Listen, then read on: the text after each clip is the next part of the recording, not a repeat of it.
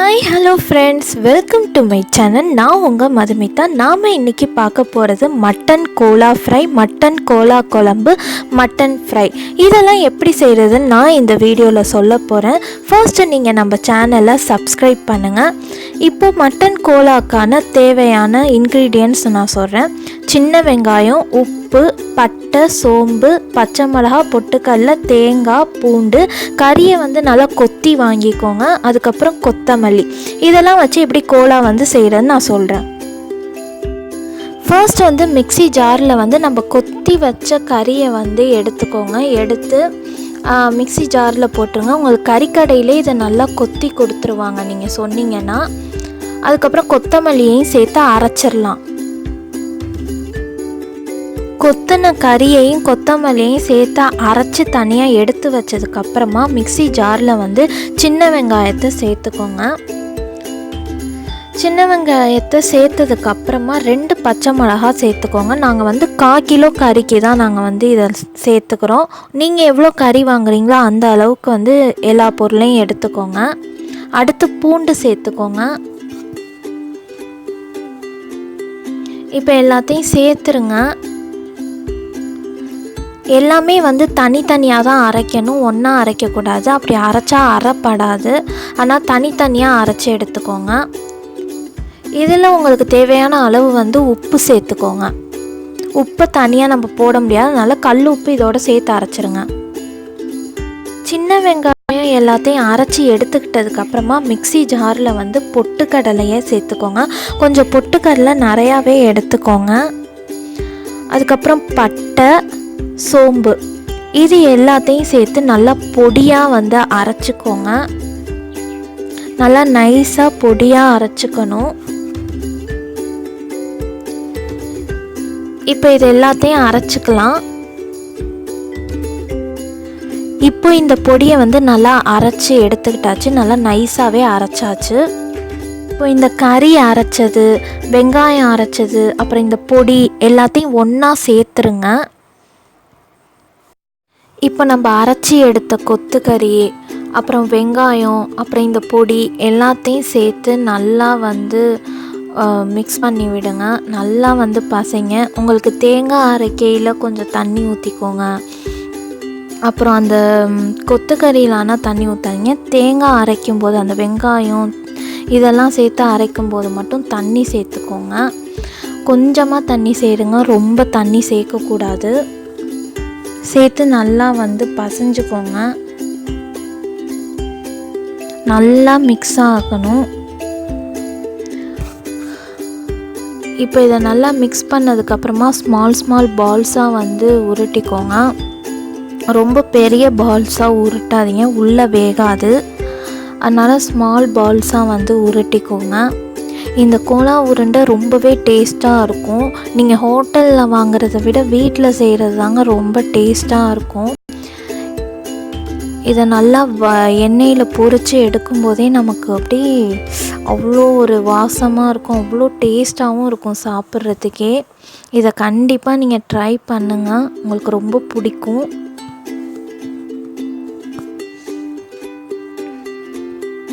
இப்போ ஒரு கடாயில் எடுத்து அதில் நிறைய எண்ணெய் ஊற்றிக்கோங்க. ஏன்னா இதை பொரித்து எடுக்கணுன்றதுனால நிறைய எண்ணெய் ஊற்றிக்கோங்க.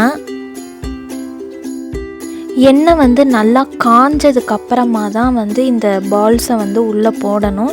இல்லைன்னா உங்களுக்கு வேகாமல் ஒரு மாதிரி ஆகிடும். நல்லா எண்ணெய் காஞ்சதுக்கப்புறமா இந்த பால்ஸை போடுங்க. ஆக்சுவலி இந்த பதத்தில் தான் இருக்கணும். ரொம்ப தண்ணியாக நீங்கள் அரைச்சிடக்கூடாது, அப்புறம் உங்களுக்கு பால் உருட்டவே வராது. அதனால் கொஞ்சமாக தண்ணி ஊற்றி அரைச்சி இந்த பதத்துக்கு எடுத்துக்கோங்க, நல்லா உருண்டை பிடிக்கிற அளவுக்கு. இப்போ இதை நல்லா பொரித்து எடுத்துக்கலாம். நல்லா கலர் ப்ரௌன் கலரில் ஆகணும். இப்போ இதை நல்லா ஃப்ரை பண்ணிகிட்டே இருங்க. கலர் சேஞ்ச் ஆகிறத பாருங்கள். நல்லா ஃப்ரை பண்ணியாச்சு. நல்லா இந்த கலருக்கு வரணும் அளவுக்கு நல்லா பொரித்து எடுத்துக்கோங்க. நல்லா இந்த கலருக்கு வரணுங்க. அப்போ தான் உங்களுக்கு நல்லா ஃப்ரை ஆகிருக்கும், உள்ளெல்லாம் நல்லா வெந்திருக்கும். ஸோ நல்லா கலர் சேஞ்ச் ஆனதுக்கப்புறமா எடுத்துருங்க.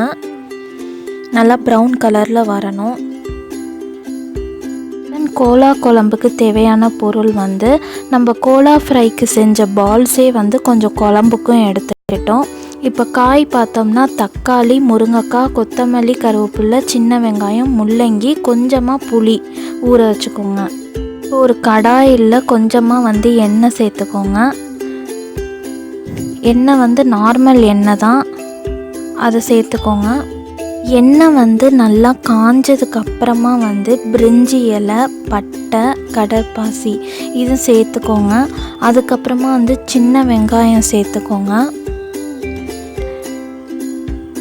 கருவேப்பிலை, அப்புறமா முள்ளங்கி, கொத்தமல்லி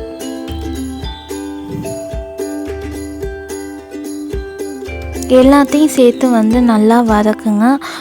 கலர் வந்து சேஞ்ச் ஆகணும்னு அவசியம் இல்லை, பச்சை வாடை போகிற அளவுக்கு வதக்குனாலே போதும்.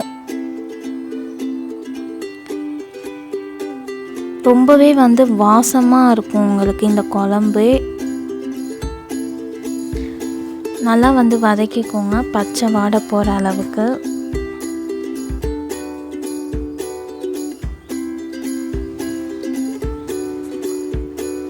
ஏன்னா இதில் வந்து நம்ம கோலா உருண்டையும் சேர்க்க போகிறோம், மட்டனும் சேர்க்க போகிறோம்.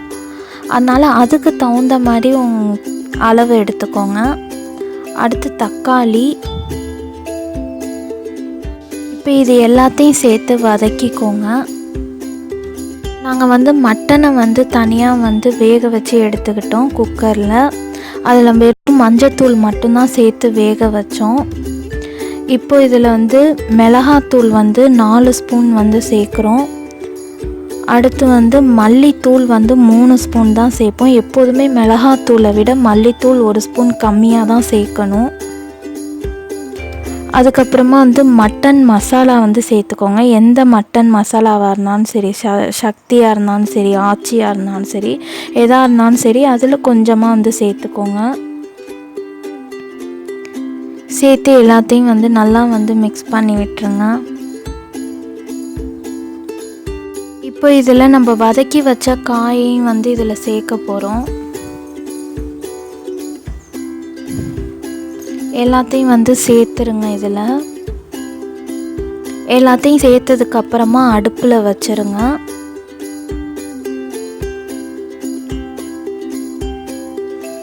இப்போ அடுப்பில் வச்சாச்சு. வச்சதுக்கப்புறமா முருங்கைக்காய் சேர்த்துக்கோங்க, கொத்தமல்லி எல்லாம் வந்து சேர்த்துக்கோங்க.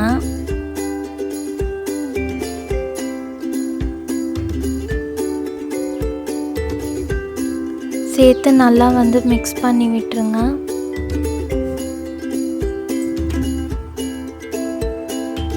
குழம்பு வாசமே ரொம்ப சூப்பராக இருக்குது. இதை கண்டிப்பாக உங்கள் வீட்டில் ட்ரை பண்ணுங்கள். இப்போ இதை மூடி போட்டு மூடி வச்சிடலாம். அதுக்கு இடையில் வந்து தேங்காய் கொஞ்சமாக எடுத்துக்கோங்க. அதுக்கப்புறம் சோம்பு ரெண்டையும் வந்து அரைச்சி எடுத்துக்கலாம். இப்போ அரைச்சி எடுத்துக்கிட்டாச்சு. இப்போ இதில் வந்து தேவையான அளவு உப்பு சேர்த்துடலாம். சேர்த்து நல்லா வந்து மிக்ஸ் பண்ணி விட்டுருங்க. இது நல்லா வந்து கொதிக்கணும். கொதிச்சதுக்கப்புறமா புளி தண்ணி வந்து ஊற்றுங்க. காய் வெந்ததுக்கப்புறமா தான் புளி தண்ணி ஊற்றணும். கொஞ்சமாக தான் ஊற்றணும், நிறையா ஊற்றக்கூடாது. லைட்டாக அந்த புளி டேஸ்ட்டும் இருக்கணுன்றதுக்காக தான் புளி தண்ணி ஊற்றுறோம். நல்லா வந்து மிக்ஸ் பண்ணி விடுங்க. குழம்பு பார்க்கவே நல்லா இருக்கு. இப்போ இதில் வந்து உருண்டையை வந்து நம்ம சேர்த்துடலாம்.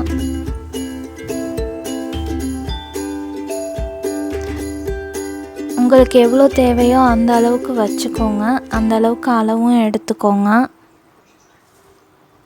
இப்போ இதில் மட்டன் பால்ஸ் எல்லாத்தையும் சேர்த்துடலாம்.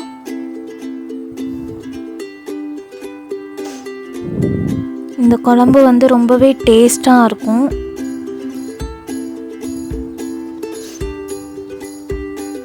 எல்லா பால்ஸையும் வந்து சேர்த்தாச்சு. இப்போ இது வந்து நல்லா வந்து கொதிக்கணும்.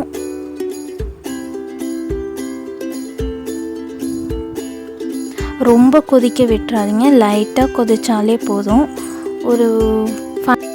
இப்போ இது நல்லா கொதிச்சிருச்சு. இது வந்து பார்க்கவே ரொம்ப நல்லா இருக்குது, சாப்பிட்றதுக்கும் ரொம்ப டேஸ்ட்டாக இருக்கும். இப்போ இதில் நம்ம தேங்காயும் சோம்பும் அரைச்சி வச்சதை இதில் சேர்த்துடலாம். எப்போதுமே வந்து தேங்காய்லாம் நம்ம கடைசியாக தான் சேர்க்கணும். இதை நல்லா வந்து மிக்ஸ் பண்ணி விட்டுருங்க. ஒரு கொதி வந்தாலே போதும், இறக்கிடலாம். ரொம்ப நேரம் வைக்கணுன்ற அவசியம் இல்லை, கொஞ்ச நேரம் வச்சாலே போதும், ஒரு கொதி வர அளவுக்கு. குழம்பு ரெடி ஆயிடுச்சு. மட்டன் ஃப்ரைக்கு தேவையான பொருள்கள்: வேக வச்ச மட்டன், மஞ்சத்தூள் போட்டு வேக வச்ச மட்டன், சின்ன வெங்காயம், கொத்தமல்லி, தக்காளி, கருவேப்பிலை, உருளைக்கிழங்கு. இப்போ இந்த வேக வச்ச மட்டனில் கொஞ்சமாக வந்து தேங்காய் சேர்த்துப்போம். அடுத்து மிளகாத்தூள்,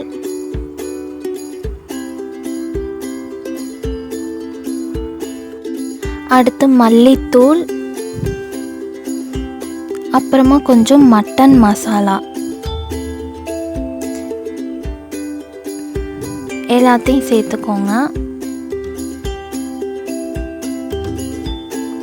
இப்போ ஒரு கடாயில் எண்ணெய் ஊற்றிக்கோங்க. எண்ணெய் ஊற்றி நல்லா காஞ்சதுக்கு அப்புறமா சின்ன வெங்காயம் சேர்த்துக்கோங்க.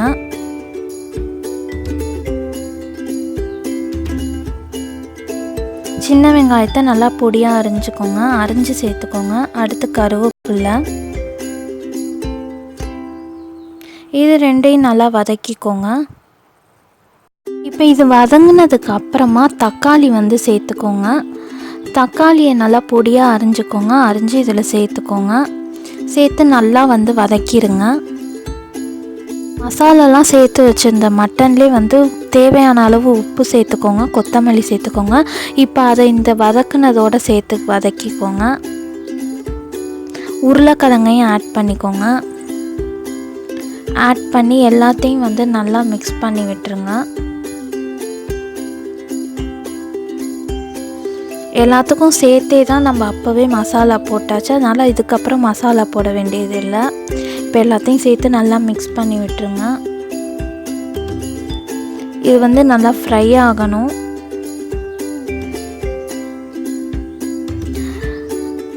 கலர் பார்க்கவே நல்லா இருக்கு.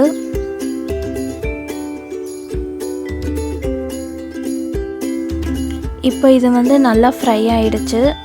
மட்டன் ஃப்ரை ரெடி ஆயிடுச்சு. மட்டன் கோலா ஃப்ரையும் ரெடி ஆயிட்டு, மட்டன் கோலா குழம்பும் ரெடி ஆயிட்டு, முட்டை வேக வச்சதும் ரெடி ஆயிடுச்சு. இப்போ எல்லாத்தையும் பரிமாறிடலாம். இப்போ இதை இலையில பரிமாறியாச்சு. இனி வந்து சாப்பிட்ற வேலை மட்டும்தான். இந்த வீடியோ உங்களுக்கு பிடிச்சிருந்தா லைக் பண்ணுங்கள், ஷேர் பண்ணுங்கள், மறக்காமல் சப்ஸ்கிரைப் பண்ணுங்கள். நான் உங்களை நெக்ஸ்ட் வீடியோவில் பார்க்குறேன். பாய்.